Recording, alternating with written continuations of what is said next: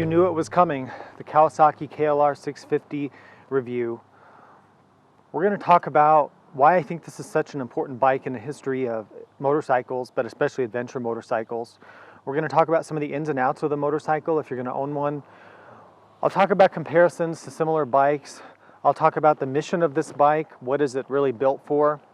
And I'm going to talk a little bit about how I think this set the stage for what is currently the adventure motorcycle community and all the bikes that we have, and also what it means for the future.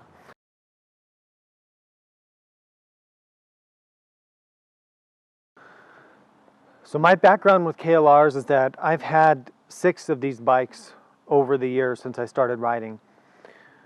I've had a 1984 KLR600, or maybe it was 1985.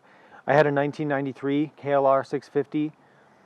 In fact, my first trip out of state on a motorcycle was with that 93 KLR650, and it really helped me get hooked on adventure riding.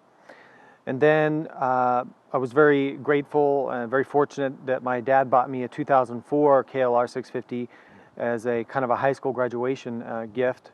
And he also bought himself a KLR at the time, and we had a lot of adventures together. That 2004 bike was with me for 5 or 6 years, and I put, I think, around 35,000 miles on that 2004. So those bikes were all Gen 1. And then I had a 2013 KLR. I've had 2 of these 2011 models, and I've also had another 2004 because I missed the Gen 1 bike. And I think that's about it. But yeah, I've had like 6 or 7 of them.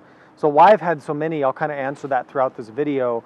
But I keep coming back to it. It's just a great all-around motorcycle that can kind of do anything and doesn't cost that much money. So if we skip over the KLR600, the KLR650 was introduced in 1987 by Kawasaki, and at the time there weren't many adventure motorcycles, and in fact they didn't call it an adventure motorcycle. I think they called it an all-around bike that could deal with potholes and dirt roads and take you on long rides. They advertised the fact that it had a comfortable seat and a 6.1 gallon fuel tank. By the way, the fuel tank is like 5.5 gallons, but as we're going to find out, Kawasaki can't be honest about anything or the weight. They advertised 330 pounds, but it was actually more like 380 pounds. We don't know why. So it came out in 1987, and that bike was only very slightly updated all the way until 2007 was the last year for the Gen 1.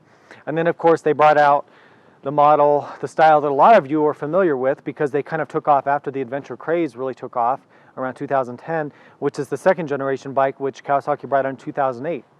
So in 2008 they updated they put a whole new fairing on it, they had a lot of plastic, it had better wind protection. They made a few minor tweaks. It actually lost suspension travel, which some people don't know. Comparing the Gen 1 to the Gen 2, I think I would say that the advantages of the second gen are the wind protection is much better. This fairing is surprisingly effective. The Gen 2 bike has a much better headlight. It has better brakes, and okay, so the caveat is that in 2014 and a half, they did the generation 2.5, I call it, where they gave it stiffer springs and gave it a better seat. So, you know, you could look at that as a Gen 2.5. So, should you get a Gen 1 or a Gen 2? I think that's a valid question. So, the Gen 1 is a little bit more off-road focused. Not really by design, but just because when they updated it, they took it more to the street side, I think, because that's when most people were riding it. The Gen 1 has a little bit more suspension travel. It's a little bit lighter, has a little bit less plastic. But there's some big downsides to the Gen 1 bike. First of all, I mean, the last one was produced 12 years ago, so they're getting older, obviously. The brakes on the Gen 1 are terrible. They're downright scary if you've ridden one.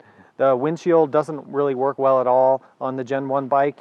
And also the headlight is basically just a candle, or a very dim candle at that. So those are kind of the ups and downs of the generations. Most of you are going to be familiar with the Gen 2 KLR. The KLR is a very important bike in the history of motorcycles, and here's why I think that is. You see, this bike came out, when it came out in '87 and even through the 90s, other than the BMW GS and maybe a few models here and there, there weren't many adventure motorcycles, and adventure motorcycling wasn't a fad yet. So I think this really set the stage and got people to realize that they could buy one motorcycle, they could take them just about anywhere. And so before adventure motorcycling got hugely popular that it is now, it's almost like a craze or a fad now, people were riding these things, including myself, all over the place in all different terrain, and we didn't really think we were special and doing all this cool adventure riding. We just rode the bikes and had a great time with them. So things have changed over the years, and now you have bikes, the Honda Africa Twin, the 800 GS, which came out in 2009, and I bought one of those, by the way, and really enjoyed that bike.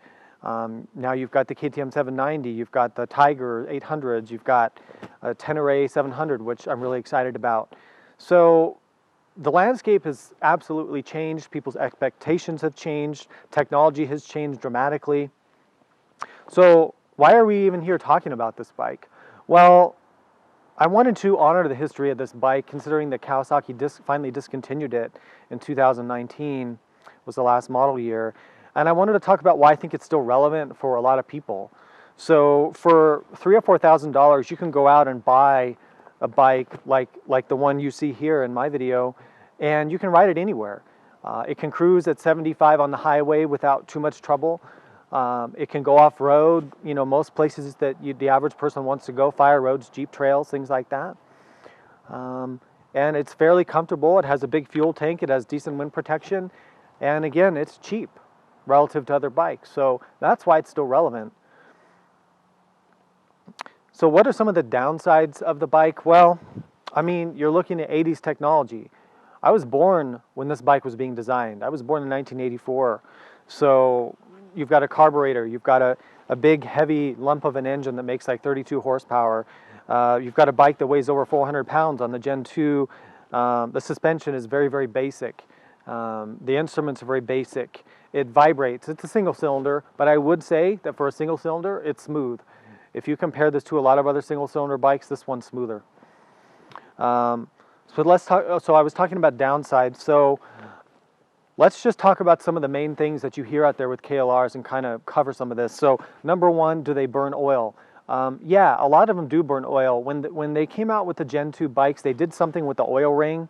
And I'm not really an expert on all this stuff, but I know that the ring gap was wrong, or there was something with that, and so the oil would get by and it would get burned. And so there's a lot of reports of riders riding these out on the freeway at 80 miles an hour through a few tanks of gas and blowing up their engine, seizing their engine because they didn't know they had to check their oil. I don't blame them, because if you had a modern car, if all you've had was a modern car or a modern motorcycle, you never check the damn oil. You have it changed every so often, but you don't check the level. A modern vehicle is not supposed to use oil. So I don't blame people for that, but there's been a lot of either warranty replacements or people having to replace their engines on their own dime because they ran it out of oil. The other big thing that you hear about is the doohickey, right? It's a famous thing. So Mike Kolashaw, or Eagle Mike, is an old friend of mine, and taught me so much of what I know about KLRs and motorcycles in general. But the doohickey is a real thing. So what it means is that it's a tensioner system for the counterbalancer chain. So the engine has a balancer that counteracts the weight of the piston and makes the bike smoother. And in order to drive that rotating weight, there's a chain, and the chain has a tensioning system so that as the chain stretches over time, the chain maintains its tension, right? And so the tensioner system is a lever and a spring.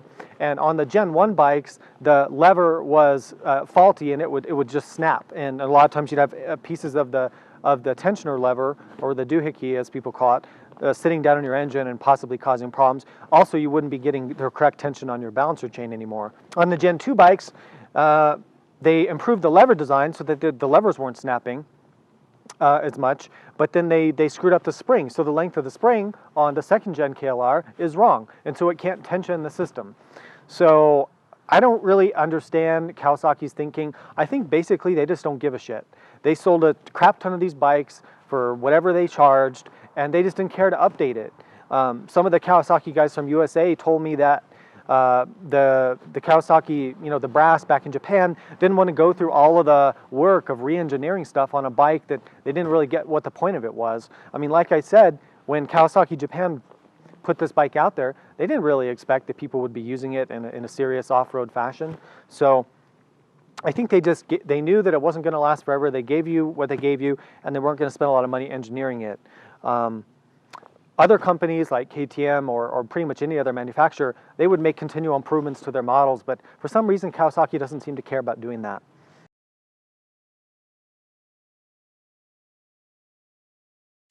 So comparisons to other motorcycles. So what if you're looking at this versus, I think its closest natural competitor has been something like the DR650, the Honda XR650L. You might even compare it to like a DRZ400, but also how would it compare to something maybe one class up, like a F800 GS? You can buy a nice used 800 GS now for not too much money, not too much more than a KLR. So let's talk about this. So compared to the DR650, so I've owned a DR650 and I modified it and tried to set it up as my perfect, I sort of had in mind a lightweight adventure bike, and the DR was good, but I never really got comfortable. The ergonomics are not as roomy for longer rides. It still had similar vibration to this bike. It had kind of a similar low power. It was air cooled, which was fine, but I kind of worried about it getting hot, like in a sand wash or something.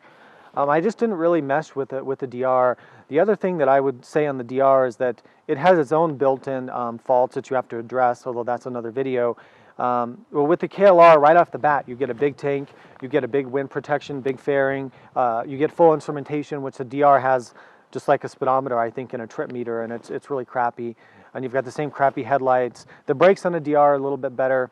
The basic idea is that the DR650 is a little bit better off-road. It's a bit lighter, a bit smaller. The stock suspension still sucks, though, maybe a little better than a KLR. And you had an 18-inch rear wheel, I think, compared to the 17 on this. No, maybe that's a DRZ I'm thinking of, but a little bit more off-road oriented on the DR650. But my choice for a 50-50 bike is always going to be the KLR over DR. But that's just me. Your mileage may vary. What about comparing it to like a DRZ? Well, a DRZ is a much more off-road focused bike. So a DRZ is very tightly wound up on the freeway, whereas this will cruise at 70 miles an hour pretty easily without too much problem. A DRZ is going to feel like shit at 70 miles an hour. It just is. I'm telling you. I've had a few DRZs and they just don't work well out on an open highway. It'll get the job done, and off-road it's a hell of a lot better than this thing.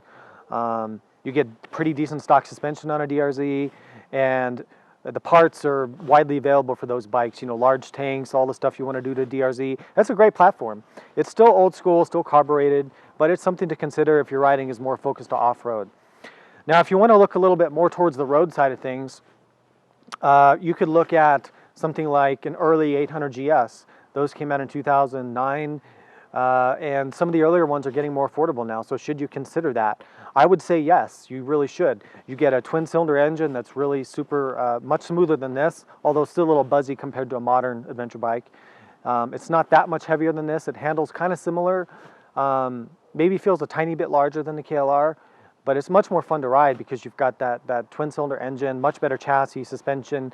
You know, it's a much more modernized machine. On my 800 GS, I got like 60 miles a gallon, so even with the smaller 4.5 gallon tank, I was able to go a long distance, kind of similar to the range I get with this, even though this is more gas. So yeah, I would look at something like an 800 GS. You could look at a Tiger 800 XC would be a good choice. So the twin-cylinder bikes are leagues better on the highway. They give up a little bit off-road, maybe, and that's debatable. I'm not going to go into like comparing it to like Africa Twins and more modern bikes because the price difference is so much. So if you're looking at one of these, I don't think you're cross-shopping it with an Africa Twin. But the Africa Twin is a great bike. The other thing you should think about if you're thinking about one of these is a KTM 950 or 990 Adventure at the right price. So those are good machines, but you should do your research on those. They do have the earlier ones had a lot of water pump failures, a lot of little things you had to really sort out that were kind of annoying. They were also kind of hard to work on with those twin tanks. So, but that's I've had the 950 and the 990, and those are incredible bikes. Again, a little heavier than this, a little bit more to manage, but the suspension is good, and if you're a solid rider, I think it's even more capable than this. So, yeah, you should look at one of those. Those are great machines. If you've seen my other videos, you know I've had a lot of adventure motorcycles. All across the spectrum, including off-road focused bikes and road focused bikes. And for most of those years, I've for the most part had a KLR in the garage among my other bikes. And the reason why is that If you have true 50-50 riding where you're going to be on the highway, back roads, some freeway, some dirt roads, and maybe some tougher trails all in one ride, whether it's one day or over a few days, the KLR is very good at fitting that kind of Swiss Army knife profile of being able to do any of it. Is it going to do any of it great? No, it's not. The other thing is it does all that at such a low price that makes it affordable for the average person like myself to have one of these and keep it in a garage. Even if you have maybe a nice street bike or a nice dirt bike, there's some rides where the KLR makes sense. 2009, I took my trusty 2004 KLR, which was heavily modified, and I rode out to Antelope Wells, New Mexico, rode up the Continental Divide on the dirt roads on the CDR route up to the Canadian border with Montana, just outside of Glacier. And that was one of the best experiences I've ever had in my life, not just on a motorcycle, but best experiences overall. The KLR is a special bike. I think it has a special place in the hearts of a lot of people who've done adventure motorcycling way back in the beginning of adventure motorcycling. And its legend is always going to live on. Its capability is always going to be there. This bike will always have a special place in my heart, whether I have one in the garage or not. And we'll see you guys out on the trail.